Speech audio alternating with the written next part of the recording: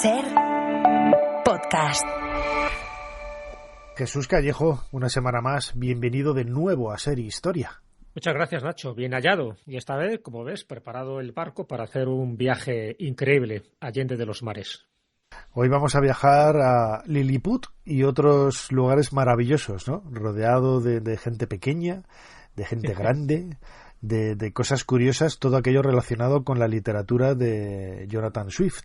Así es, qué personaje, Jonathan Swift, dublinés, que fue hijo póstumo, pero que se le pueden aplicar varios adjetivos. Un adjetivo sería misógino, otro sería misántropo, otro sería un satírico. La verdad que el tío tiraba dardos como él sabía hacerlo, y en parte muy resentido, ¿no? Una persona que se implicó mucho en la política irlandesa e inglesa también de su época, y bueno, pues al final le generó unos cuantos disgustos y era muy mordaz en sus críticas y sus panfletos. No lo olvidemos porque es muy conocido por los viajes de Gulliver, ahora lo comentaremos, pero escribió muchísimos panfletos políticos y donde zahería con sus críticas y sus sátiras a la clase política del momento.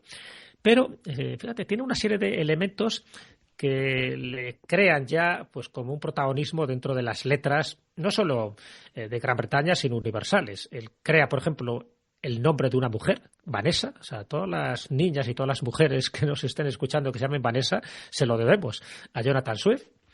Él crea un estilo propio, un estilo que se llama swiftiniano. Es un estilo pues de humor negro. De hecho, yo tengo aquí una antología de André Breton que se llama Antología del Humor Negro. Y el primer texto es un texto de Jonathan Swift. De Jonathan Swift por eso, porque tenía un humor muy cáustico, muy sarcástico. Luego te comentaré una de las obras. Bueno, de hecho, el título de una de sus obras es Una modesta proposición para impedir que los hijos de los pobres de Irlanda se conviertan en una carga para sus padres y la patria. Y la modesta proposición es cargarse a los niños pequeños y comérselos. En fin, que en este plan iba nuestro personaje. Y desde luego él crea adjetivos como liliputiense, como tú acabas de decir al principio. Así que por todo esto y muchísimos más, pues claro que se merece no solo un cronovisor, sino un puesto de honor en la literatura. Y no solo por sus viajes de Gulliver, que ya ahora veremos que era una sátira contra la sociedad de su momento, sino por la cantidad de aventuras y desventuras en las que se vio metido. Todo un personaje en la historia de la literatura universal, este dublinés que nació en el año 1667 y falleció pues bastante longevo, con casi 78 años en 1745. Nació y murió en Dublín, en Irlanda, y se ha convertido en todo un referente de la literatura universal por los trabajos a los que vamos a comentar en los próximos minutos. Jesús Callejo, tengo aquí delante las teclas del cronovisor de nuestro teclado. ¿Cuál es la fecha que propones en esta semana? Pues mira, la fecha es el 11 de enero de 1708.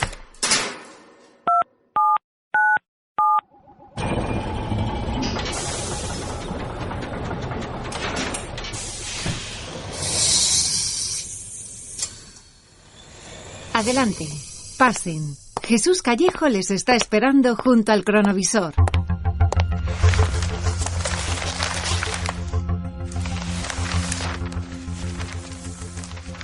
Jesús, ese personaje empelucado que vemos delante de nosotros, pasando las páginas del periódico y esbozando alguna sonrisa, sí. Creo que es Jonathan Swift, ¿no? Jonathan Swift, sí, pero fíjate, es Jonathan Swift haciendo de diabluras, o más haciendo bien, diabluras. Exactamente, haciendo diabluras. Aquí vamos a ver un rasgo de su personalidad muy llamativa y que también le generó unos cuantos sinsabores. Vale.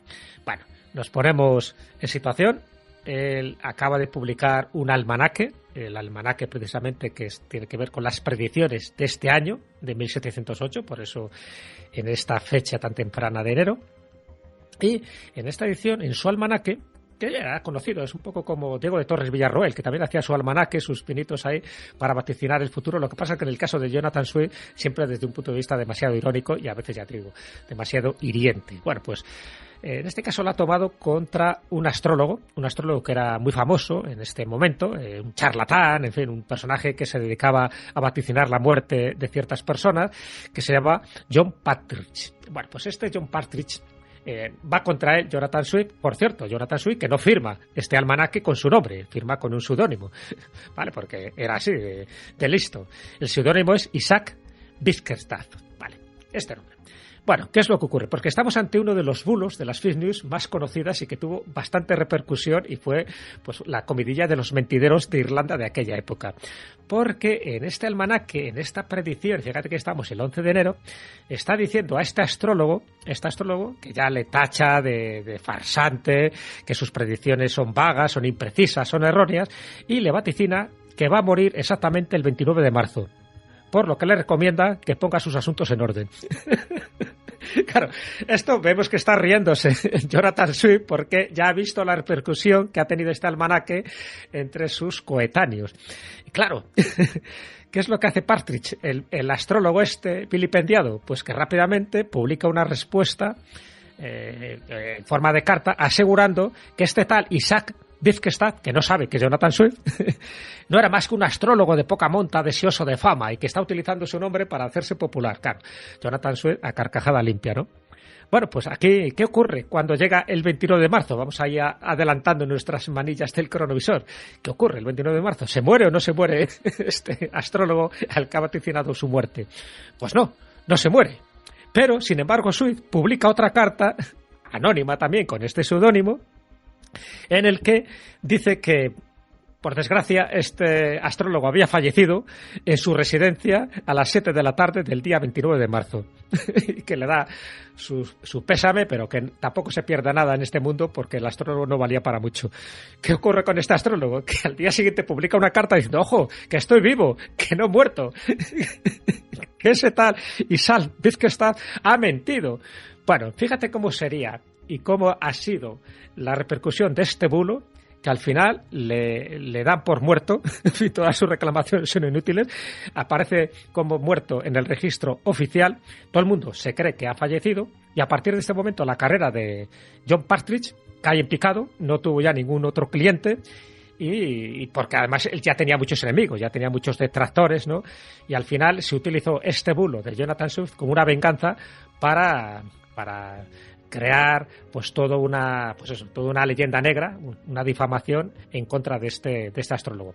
Fue muy conocido, por eso lo hemos citado en este cronovisor, porque desde luego, para que veas la influencia que tiene un personaje tan mediático y la influencia que tiene un pronóstico mal dado, pero muy certero a la vez.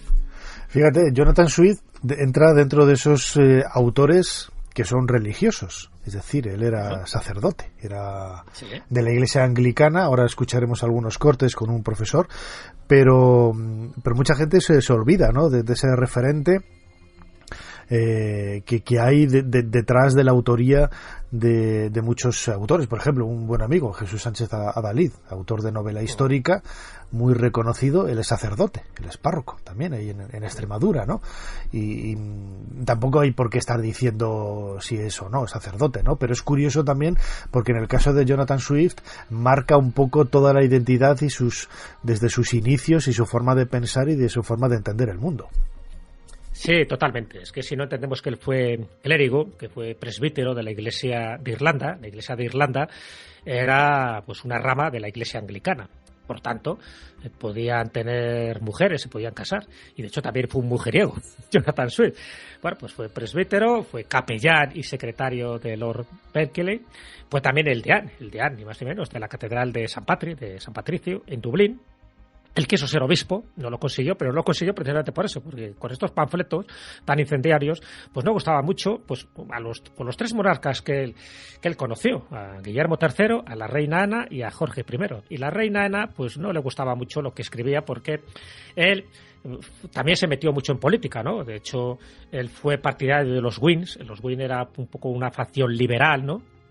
Y luego, como no le dieron el cargo que él quería, se hace un poco partícipe de las soflamas de los Tories. Los Tories era el partido conservador, que sí que le hacían caso. Entonces fue pasando, un poco chaquetero también, fue pasando de partido en partido para ver si le daban prebendas. Y él protestaba mucho de la influencia de la iglesia anglicana, de la iglesia inglesa, ¿vale?, porque se quería meter mucho dentro de la injerencia de la iglesia dublinesa o de la iglesia irlandesa. Entonces, bueno, entre ellos tenía sus piques, ¿no? Una cosa era, todos eran anglicanos, pero una cosa era la iglesia irlandesa y otra la iglesia inglesa. Entonces, ¿qué ocurría? Pues que efectivamente él hace varios panfletos diciendo que el poder estatal quiere meterse demasiado en los asuntos irlandeses. De hecho, se lo considera un poco como un pionero dentro de esa supuesta independencia irlandesa, porque eran católicos y con los anglicanos pues se llevaban como se llevaban, ¿no? Bueno, pues todo eso le generó muchísimas controversias, muchísimos problemas. De hecho, ya digo, él tuvo 3 amores, en fin, reconocidos. Una fue Varina, la otra fue Esther Johnson, a la que llamaba Estela, y la otra fue otra Esther, a la que llamaba Vanessa. Y por cierto, con Estela, que era un poco la hija natural de William Temple, el que ejerció como secretario durante bastante tiempo. William Temple era uno de los políticos más renombrados que había en Inglaterra. Pues parece que se casó en secreto. O sea, y el hecho de que se casara en secreto con Estela no quiere decir que vivieran juntos, porque todo fue como una especie de un rumor, ¿sabes? Un secreto a voces, pero nunca se supo si realmente tuvo ese matrimonio secreto. Pero sí se sabe que tuvo, por lo menos, relaciones con 3 mujeres distintas y, por cierto, mujeres en algunos casos con las que convivía a la vez, ¿no? O sea, que tuvo ahí sus devaneos amorosos que le generaron muchísimos sinsabores, muchísimas críticas, porque, evidentemente, aunque era un clérigo, era un presbítero que se podía casar, pero en ciertos sectores de la sociedad puritana inglesa eso no lo veían con buenos ojos. Así que, efectivamente, tuvo muchísimos problemas que al final le generaron bastantes enfermedades, que luego te comentaré. Si te parece, Jesús Callejo, crononauta, vamos a escuchar un corte que hemos extraído de una emisión de Radio UNED, la Universidad de Educación a Distancia, de la mano del profesor Dídac Llorens, que él es profesor de filología inglesa en la UNED, donde hace perfectamente una introducción histórica del momento que le tocó vivir a Jonathan Swift y cómo influyó precisamente en su pensamiento político y en su pensamiento literario. Vamos a escucharlo. Jonathan Swift nació en Dublín de padres ingleses, pasó su infancia y su adolescencia en Irlanda, bajo la tutela, como decías, de su tío, en una época en la que Irlanda depende políticamente de Inglaterra, por supuesto, y tenemos un año clave en la historia de Inglaterra y de Irlanda también, que es el 1688, que es el año de la Revolución Gloriosa. Una revolución que acaba destronando a Jacobo II, que es el último rey católico de Inglaterra. Como consecuencia de esto, Irlanda se ve sumida en una crisis política porque después de que Jacobo II fuera destronado, se persiguió el jacobitismo y el catolicismo, que por supuesto iban ligados, y uno de los lugares en los que se persiguió de manera más estricta fue por supuesto en Irlanda. Jonathan Swift era un joven que en ese momento se va de Irlanda y llega a Inglaterra con muchas esperanzas de empezar una carrera en la política o en la iglesia, ¿no? Él siempre tuvo aspiraciones políticas. Poco después de su llegada a Inglaterra, ingresa en la Iglesia Anglicana y se convierte en un defensor acérrimo de la Iglesia Anglicana por un lado, frente a las otras ramas del protestantismo y también frente al catolicismo, ¿no? Su gran esperanza había sido convertirse en obispo de la Iglesia Anglicana, en una época en la que tener un puesto de esa entidad, ¿no?, tenía mucha relevancia política. Pero primero empezó simpatizando con los Whigs, ¿no?, Whigs y Tories, los 2 grandes partidos del momento en Inglaterra. Después se acerca a los Tories y ya mantendrá esa afiliación política prácticamente toda su vida. Pero debido a los cambios de influencia de un partido y de otro, acaba en esta especie de exilio en Irlanda y se convierte en el deán de la Catedral de San Patricio. Nunca quiso realmente estar allí, ¿no? Nunca quiso realmente vivir en Irlanda, nunca quiso ese puesto, pero digamos que aprendió a vivir en Irlanda y también con el paso del tiempo se convirtió en un gran defensor de los irlandeses, de sus compatriotas en definitiva.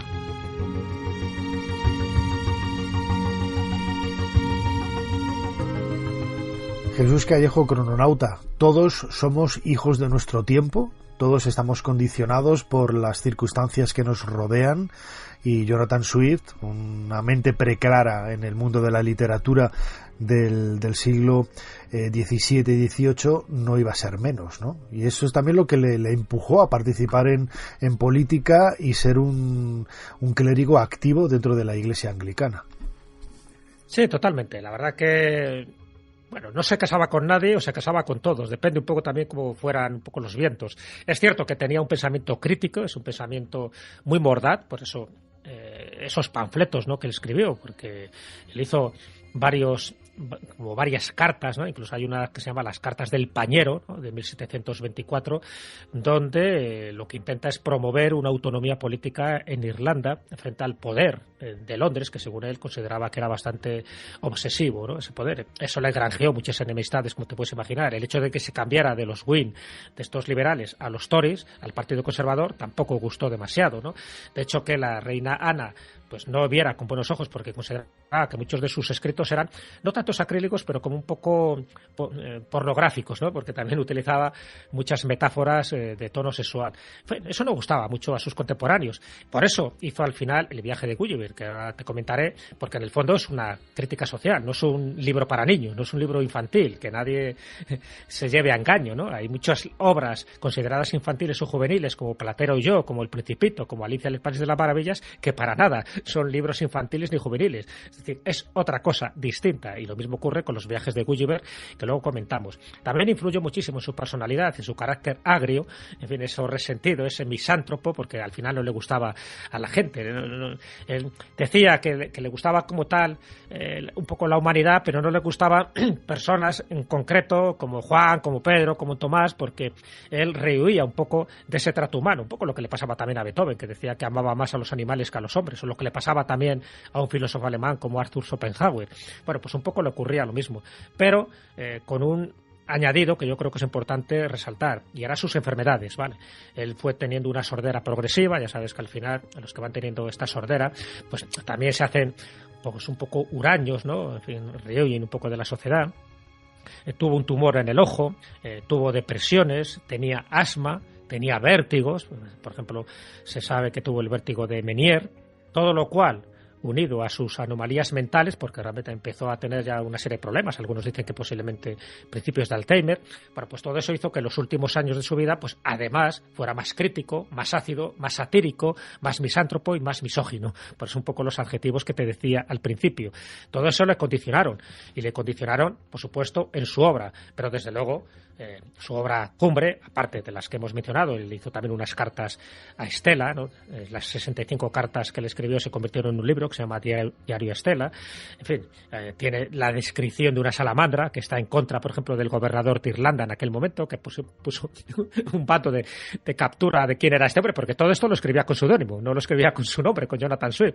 Bueno, pues todo eso te puedes imaginar que le generó muchísimos problemas. Pero es cierto que su obra fundamental, y yo creo que si te parece vamos a tratarla ahora, es Los viajes de Gulliver, porque expresa en esa obra una serie de cosas muy relacionadas, vamos a llamarlas, con el mundo de la ciencia ficción, pero también con el mundo de lo sobrenatural.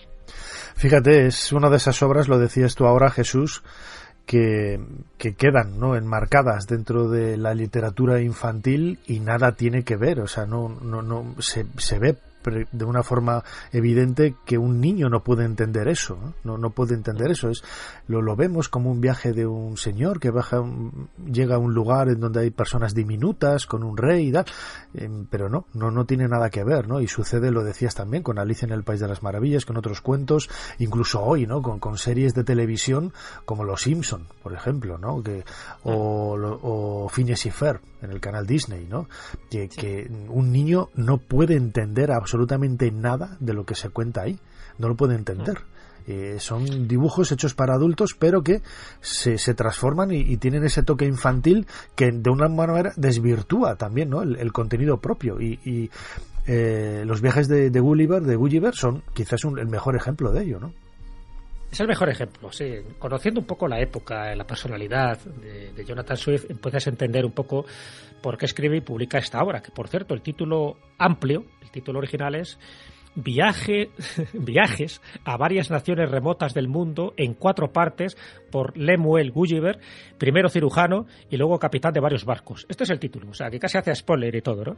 Una obra que se publica en 1726, que luego retoca y modifica en 1735, pero que en el fondo, y eso está claro, es una sátira en prosa primero de los relatos de viajes. Acuérdate lo que hizo Cervantes, ¿no?, con nuestro caballero Don Quijote, que fue una crítica un poco a los libros de caballería. Pues él hace primero una crítica a los libros de viajes que por entonces se estaban publicando en Europa y que le parecían muy ñoños, pero por otra parte hace una crítica a la naturaleza humana.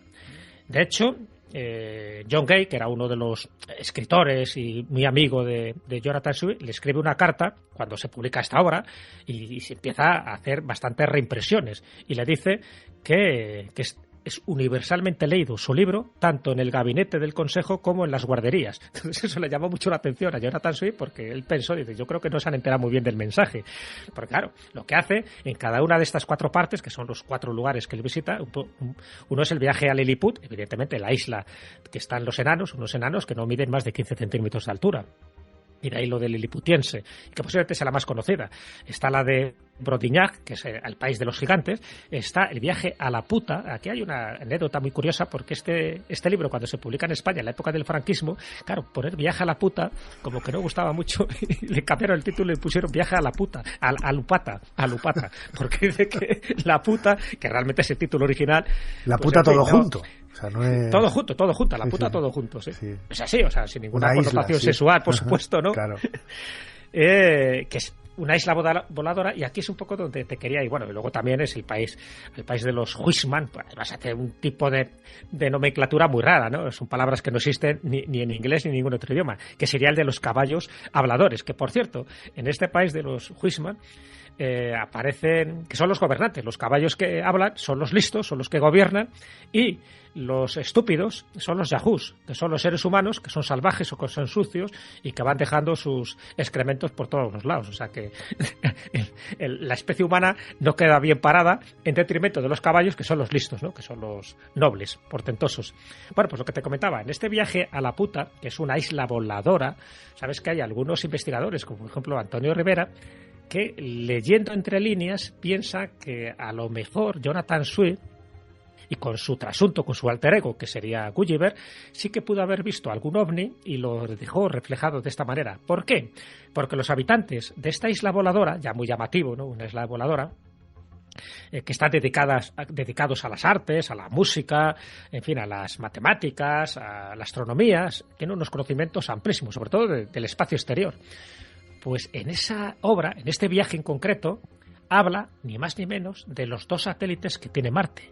En aquella época, te estoy hablando de que cuando se publica en 1726, en aquella época no se sabía que Marte tuviera 2 satélites, para nada. Y de hecho, cuando se descubre, oficialmente, es en 1877. Estamos hablando de 150 años después, por un astrónomo estadounidense que se llama Asaph Hall, que los descubre desde su observatorio naval de Estados Unidos, que estaba en Washington. Bueno, pues esto es muy llamativo. Esto a Antonio Rivera y a otros investigadores del heterodoso le llamaba la atención porque, claro, luego a Asaph Hall les llama Phobos y Deimos. Evidentemente, Jonathan Swift no les pone nombres, pero sí da una serie de descripciones muy llamativas. Por ejemplo, dice que uno es más pequeño que el otro, son lunas, además tienen una forma bastante irregular. Sabemos que Phobos y Deimos tienen formas irregulares. Y Phobos, para Swift, tenía unos 20.400 kilómetros de distancia al planeta, y sin embargo, la NASA, los datos que sabemos ahora, son de 9.400. Y la órbita, que él decía, Jonathan Swift, que era de 10 horas alrededor del planeta, al final resulta que ha sido de 7 horas y 40 minutos. O sea, que no se alejó tanto. Y Deimos, para Swift, la distancia era de 34.000 kilómetros, pero para la NASA, los datos actuales que tenemos de astronomía, son de 23.000 kilómetros. Y la órbita, él decía que era de 21 horas, y la realidad es de 30 horas. Todo esto, fíjate, primero, él adivina que uno es más grande que el otro, que uno tiene pues una distancia determinada, no acierta las distancias exactas, pero es como si hubiera tenido algún tipo de información de alguien que le hubiera archivado este tipo de datos en un momento que no se sabía oficialmente que Marte tenía 2 satélites. Entonces llama la atención. De hecho, Voltaire, en una obra posterior, en Micrómegas se llama, de 1752, habla de, bueno, o sea, de personajes, de uno de Sirio y otro de Saturno, pero también dice que Marte tenía 2 satélites y que posiblemente se haya inspirado en la obra de Jonathan Swift. Bueno, fíjate si es así, que 2 cráteres de Deimos tienen este nombre. Uno se llama Swift y el otro se llama Voltaire, haciendo honor a estos 2 escritores. Y un cráter de Phobos se llama Gulliver. Así que, para que veas, Jonathan Swift, incluso de forma póstuma, ha tenido mucho más predicamento de lo que él se imaginaba. La primera mitad del siglo XVIII en Inglaterra podríamos decir que es como una edad de oro de la sátira, ¿no? Una época en la historia de la literatura que coincide también con la modernización de la política. Hablábamos antes de Whigs y Tories.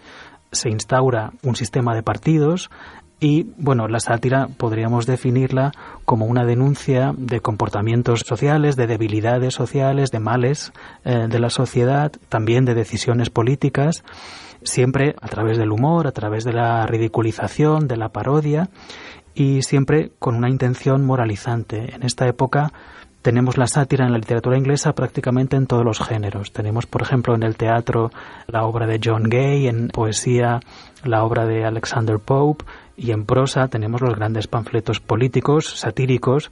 Obras maestras de este género son muchas de Jonathan Swift. Podríamos quizás empezar hablando del contexto en el que surge, ¿no? Hablábamos antes de la situación de Irlanda. Tenemos un contexto en el que los grandes terratenientes ingleses tienen en propiedad grandes latifundios en Irlanda, ¿no? Pero no hacen nada con ellos, ¿no? Y al mismo tiempo los campesinos irlandeses pues están muriendo de hambre. Esta es la situación que satiriza y que denuncia Swift en A Modest Proposal. Esta propuesta humilde que él hace es criar a los bebés irlandeses para que se los coman las clases altas inglesas. Y esto lo hace sin pestañear y con toda la lógica, seleccionando, manipulando datos, presentando argumentos, citando otras obras, citando a otros autores y siempre pues con ese propósito de una sátira muy mordaz y muy violenta, ¿no? He dicho antes que hay una modernización de la vida política, pero también al mismo tiempo se instaura la censura, o sea que sí, muchos de estos escritos se publicaban con seudónimos, se censuraban, ¿no? Pero también es verdad que el público lector de aquella época estaba también acostumbrado a este tipo de textos y en cierta manera sí que hay una libertad que permite que todo esto se publique. Sabemos también que, por ejemplo, la reina Ana, que gobernaba en ese momento, no le gustaron nada algunos de los panfletos de Swift, y también se dice que eso pudo influir en el hecho de que él acabara en Dublín, ¿no?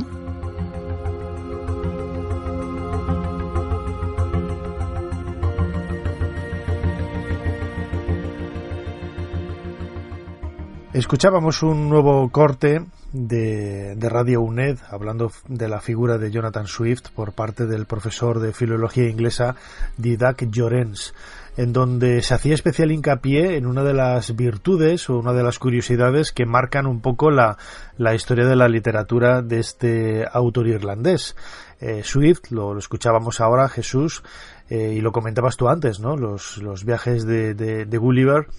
Es en realidad una sátira, ¿no? Una sátira de la sociedad de su época, reflejada en un mundo de enanos, de gigantes y todo lo bueno y lo malo que se pueda sacar de ahí.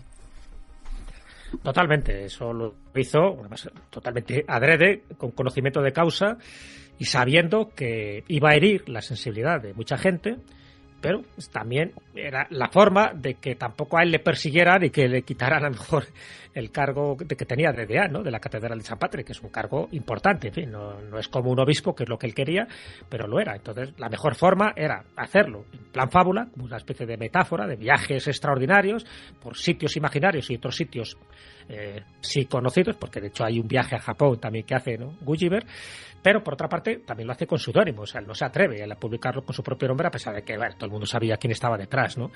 Bueno, pues este era Jonathan Swift, que además, pues eso, con sus peculiaridades, con sus manías, con sus rarezas. De hecho, cada 30 de noviembre, cada vez que se cumplía un año más de su vida, ¿sabes?, vestía de negro y rechazaba cualquier alimento. O sea, estaba un poco ahí obsesionado con la muerte y Y no me extraña que estuviera un poco obsesionado con la muerte, porque él se da cuenta de que va perdiendo cada vez más sus capacidades cognitivas, empieza ya un poco a desvariar, a olvidarse de cosas.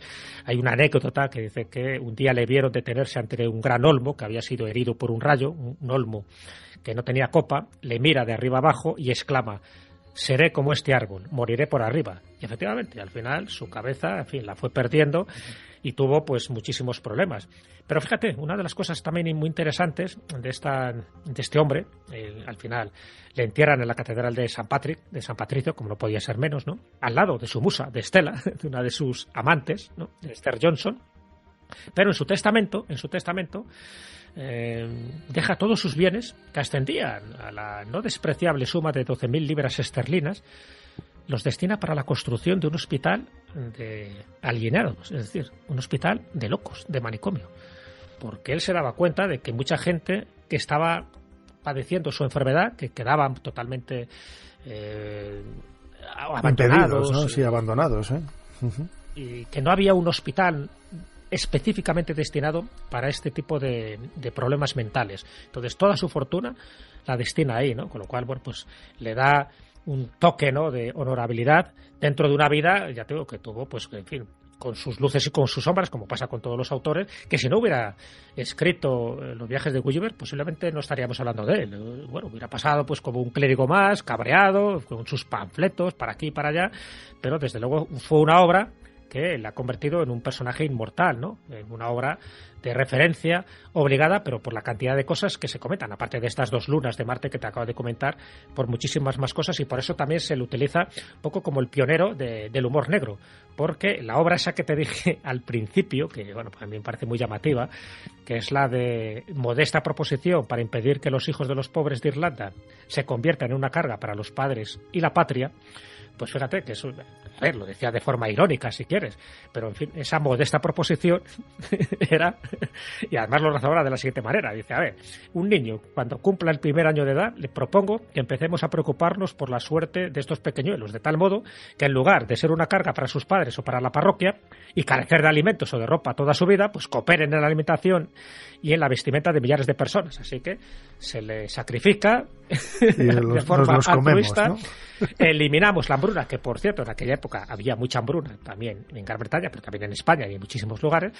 Bueno, evidentemente lo dijo de una forma muy satírica, pero sí que un poco dando en la clave de que el gobierno, según él, el gobierno inglés no hacía todo lo posible para paliar la hambruna, para paliar muchas de las necesidades que estaban padeciendo los irlandeses, porque los irlandeses, igual que los escoceses en aquella época, se consideraban como ciudadanos menores dentro de Gran Bretaña.